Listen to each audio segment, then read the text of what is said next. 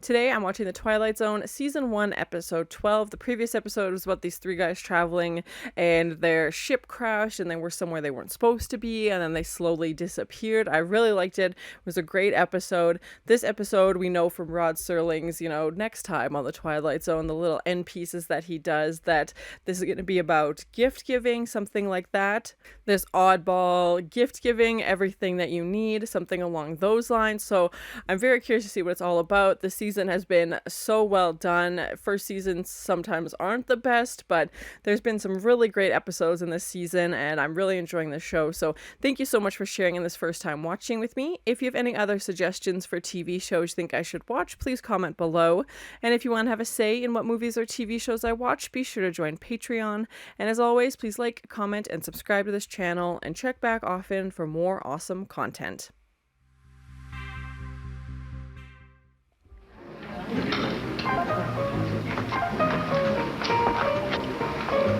You ready for another? This definitely looks like the exact same bar set we saw in the previous episode, which I don't mind at all, but yeah, that phone booth looks familiar for sure.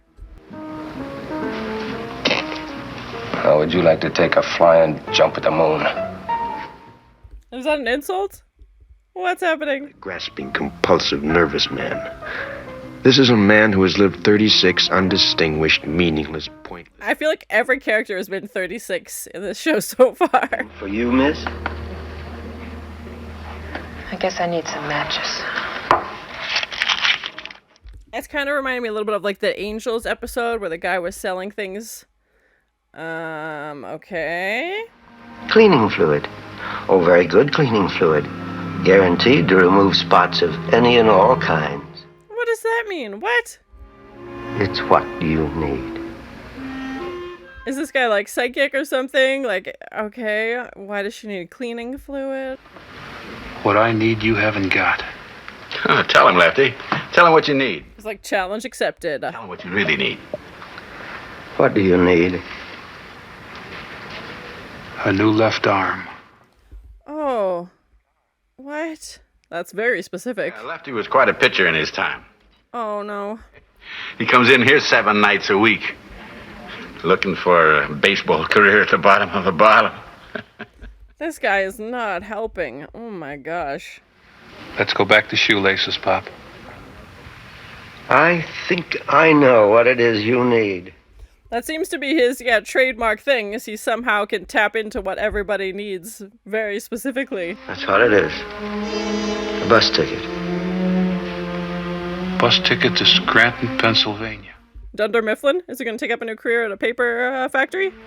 Now what's in Scranton, Pennsylvania, old man? I'm so glad you asked. So Michael Scott runs Dunder Mifflin. Coal mines.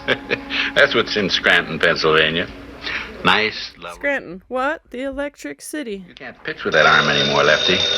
Maybe you can dig with it. Well, I think maybe just like a new chance, a new city where people aren't openly mocking him and calling him lefty even though he can't pitch anymore. Like, I think just a change of pace is what he needs.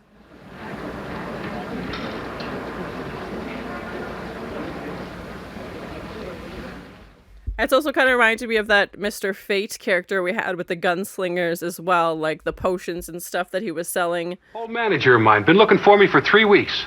Got me a job. Coaching job. Minor league club in Hey, what are the chances? Bus ticket's already bought, buddy. Gee, I wish I could get that thing out. I'd like to look halfway decent when I meet the general manager. Someone's got cleaning fluid. A shave. That's the only coat I got. Oh, he's playing Cupid now. Does she also want to move to Scranton? Excuse me. I couldn't help it over here. Oh, I don't want to bother you, miss. Oh, no. Let me try. All right. This guy's like, yes, my plan is coming together perfectly. And that's a cool shot with him in the background. Yeah, and he can almost like read his thoughts or something. Very curious.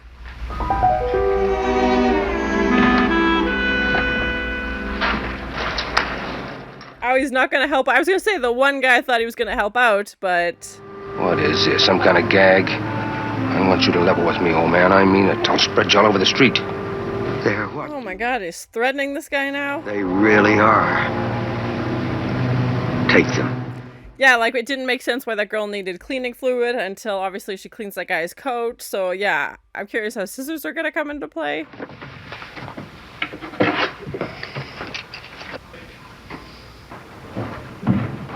And he's the only one who, like, directly asked in, like, a very aggressive way. Everybody else was kind of like, oh, what do you have? And then the salesman offered, you know, clearly something, oh, scissors, his scarf. Oh, no. Oh, no, no, no. Hey! Take your scarf off. Oh, no, gosh.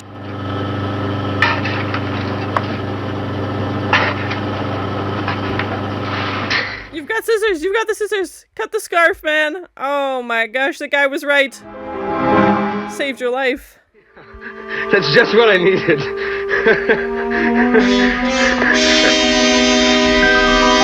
That was scary. And like the way he's like frantically touching the buttons but couldn't hit any. And like the elevator's obviously moving. Oh my god.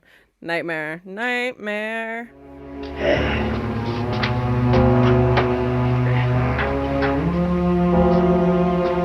Well, that's not creepy at all. Just loitering in the corner. Oh, I'm gonna give this poor guy a heart attack. What do you got in there? Some kind of machine? This guy sucks. Oh my god. Of all the people he's helped, you should just let, like... This guy is not a genie. Like, stop. You dummy. You poor dummy. You got $1 million talent in you. You dribble it away on nickels and dimes. Yeah, but isn't he also, like, changing fate then? Like, maybe this guy was supposed to pass away. Taste, Papa. But not your partner. Your partner don't satisfy so easy. This guy sucks. Yeah, he doesn't want to be your stupid partner. Comes from expensive shops, looks uptown. Luxury, Papa. Luxury. Now, come on, concentrate. This guy's like, let me exploit your talent for my own financial gains. Oh my god. What's for the next day? What's for Wednesday? Just lie to him. Get him out of here.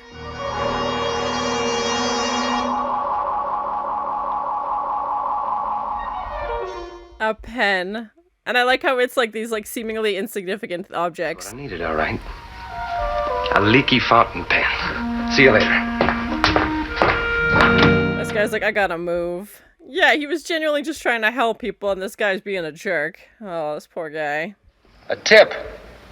Oh, yeah, here's a tip. Don't play with matches. This guy's also reminding me of the one where he was immortal and could live forever and just treats everybody like crap. See him. Take it out of his lousy old hide. Yeah, like the salesman was saying, like, he's like, I'm content, I'm happy with what I have, and this guy just wants more and more and more and, like, greedy and just, you know, he won, like, a significant amount on this race, and now he's just like, oh, I need more and more. Sell you anything more? Is that a fact? Yeah, I don't think he's gonna go away that quietly. I was 4 years old. I feel sorry for you. I really do. I don't want you to. I think this guy feels sorry enough for himself, like... What are they? Serenity.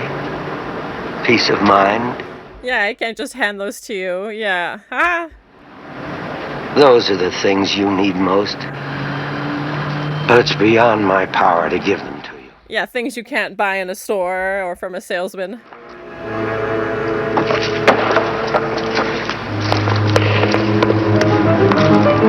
I feel like something bad's gonna happen. Oh my gosh. Really cool set, though. What I need, aren't they? Yeah, I put them on and then I walk someplace. Is that it? And it's raining out and slippery. I'm worried. Business? Is that what you're doing? Give me the business? You know, I can come over there and take you apart bone by bone. This guy sucks. He's threatening an old man. Like, come on. Just like a child.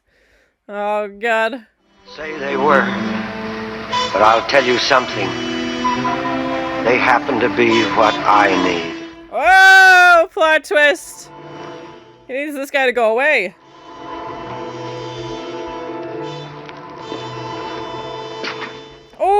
Oh my gosh. Yeah, that's what I was worried about. Oh, grim. Grim. Cheese and rice. Bye. Just got hit by a car. In your eyes at that bar was death. My death. Oh, Oh my gosh. We're going to kill me. Oh my god, that's horrible. Not with slippery shoes. That's what was needed. My goodness. I thought when he said death, he would meant like the elevator, not this guy. The fact that he would kill him, like, oh, what a jerk. It's yours. No charge tonight. A lucky comb? Was he like going bald or something? Like, Will you please hold it, folks? I'd like to take your picture. For goodness sake. so he can straighten his hair. Picture's going to be in the paper. The comb! Good thing he had that. Yeah. And they were making fun of him, but clearly it was exactly what he needed. So that was my first time watching The Twilight Zone, Season 1, Episode 12. I really liked this episode. I thought it was really well done. It definitely reminded me of a few other episodes, but in a good way, not in like a copycat way. It still felt like an original story and this, big question of what do you want? And, sometimes it can be something as simple as, oh, I immediately need a box of matches because I need to, light something. But the fact that it went deeper than that and this guy could see into the future, I thought was interesting. I was like, is he able to read people's minds? But having that ability to see into the future I thought was interesting, and that he's able to use this ability to help people, when he sees the people at the bar, this baseball player who's very much lost, he can't pursue his baseball career anymore, and the simple thing of like a bus ticket and of course the phone call. The salesman obviously knew that phone call was coming, so got him the bus ticket, and I like that it happened within, minutes of each other. Same with the comb. He's able to see like the immediate future. We don't know if he could be able to see like years and years into the future, but the fact that it's so immediate, I think helps with the payoff because, even if it had been 2 weeks later, he gets a phone call, would he have connected it to the bus ticket? Would it just seem like a coincidence? Even the girl, when she gets like the cleaning fluid, I was like, what is this for? To me that didn't make sense, but obviously we find out, then she meets the guy and they're able to start talking, and I don't know whether she goes with him to Scranton. I feel like it was implied that they were supposed to, have some kind of connection. So that was interesting, or at least, now that they have an opportunity to meet. And of course, Fred, even when we meet him, the introduction towards him reminded me very much of the intro when we had the guy who became immortal, with his deal with the devil, he could live forever. And that introduction of that character very much reminded me of this one. He was very like selfish and kind of just, out for himself, and obviously wants to exploit this salesman and isn't happy with anything that he gets. And the fact that the salesman says like, oh, this is only a one-time thing, like I gave you this chance and you continued to ask for more and more and more, and that's not how this works. He's like, in my head, I'm like, he's not a genie. Like, you can't just ask for more wishes. Like, you've got a second chance at life and you've done nothing with it. Like, if you hadn't met him, to get those scissors, you would have died in that elevator, basically, and that would have been it. And the fact that that guy saw, like our little twist ending is that he saw that Fred was going to kill him, like the salesman. And, he's like, this is what I needed to save myself, basically, is to get him slippery shoes. And now Fred is gone and this guy doesn't have to worry about it anymore. But that's not what I was expecting at all. I thought it was interesting that he was able to see his own future as well and be able to save himself in that way, because Fred, I feel like there would have been no end if he would have just given him, $100. It wouldn't have been enough. $200. We see him win, I think it was like $240 from that horse race because of this leaky pen, and that's not enough. He wants millions. He wants more and more. And I think the lesson of this is like what you really need is things that you can't buy. He mentions like serenity and peace of mind and humor and like things that are traits of a person, as opposed like you can't just go to the store and pick up, peace of mind. And I think that's really what Fred needed, deep down, but he's just so caught up in like, I want money, I want to live uptown, I want these fancy cars, like he wants all these material things. So I thought that was an interesting way of kind of having that message underneath as well. And this guy obviously doesn't want to die, so he has to get rid of Fred because Fred's not going away. He's not going to stop, even with the bus ticket and that, girl, they weren't coming after him asking for more, even though I felt like they clearly knew that these items from this guy were more than just a coincidence. They had more meaning to them, and that, this guy saw something, and for his instincts to be that good, you know, all the time, and, you know, to kind of mess with fate a little bit. I thought, okay, maybe this accident is just going to be because, you know, he was supposed to die in the elevator and he didn't, so now this car is going to come and get him. I feel like it was obvious with the slippery shoes in the rain, you know, that they're too small, like he's not going to be able to walk, you know, properly, that something bad was going to happen. I feel like that's what they were setting it up. I didn't think it was going to be because the salesman wanted to save himself. I thought, like I said, just because Fred had escaped fate, it was now catching up to him and that he was gonna die. Some really cool sets with the street outside, very film noir, with, you know, the obviously it's in black and white, and just the street lights, and, you know, just the set with the signs and stuff in the background I thought was really cool. And the bar scene, I definitely feel like we had that same bar in the previous episode. The telephone booth, the setup, everything looks very familiar. And I don't mind that. I understand an anthology series, you know, they're going to have some repeat sets and stuff like that. So yeah, it didn't take me out of it at all. I was just like, oh, I recognize this. And that's where, you know, Lefty gets his phone call about this job offer.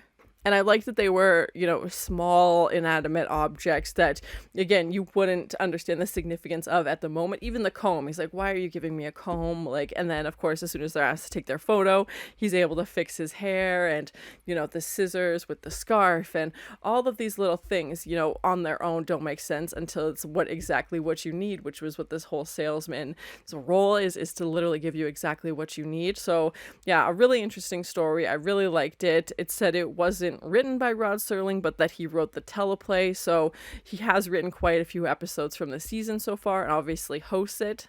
It also reminded me a little bit of the Angel episode with the salesman. I feel like they had a similar trunk that could stand up, and, you know, he had his items for sale inside of it, and I thought, okay, maybe are we doing more of that approach? Obviously, life and death were involved in this episode, which was interesting, yeah, and having someone ability to see into the future. And to me, Fred was kind of our main character, and I like how they made the main character, you know, kind of the villain. You know, he's not very likable. There's not a lot of redeeming qualities about him. He's just out for himself, and was also going to kill this guy. Like, it was not gonna end well. And even when we have Fred die, obviously we don't see anything. There's no blood or gore. We just see his shoes kind of left, you know, after the car hits him. That's all that's left, is they take him away. And if he would have just been happy, you know, with winning the horse races and obviously surviving, you know, what could have happened to him in the elevator, this would have been a very different ending. But his just need for more and more is what ended up being his downfall. I'm very curious to find out the next episode, these 4 faces, 1 person, 4 lives. Rod Serling said it's an episode that's gonna have some goosebumps, so yeah, I'm expecting not a horror element, but maybe some, you know, supernatural, some spooky stuff going on. So I'm definitely curious to see what that's all about. So thank you so much for sharing in this first time watching with me. If you have any other suggestions for TV shows you think I should watch, please comment below. And as always, please like, comment, and subscribe to this channel, and check back often for more awesome content. I feel like every character has been 36 in this show so far. Bus tickets already bought, buddy. Take your scarf off. Oh no, gosh. This guy sucks. Yeah, he doesn't want to be your stupid partner. A pen. And I like how it's like these like seemingly insignificant objects. A lucky comb? Is he like going bald or something? Like...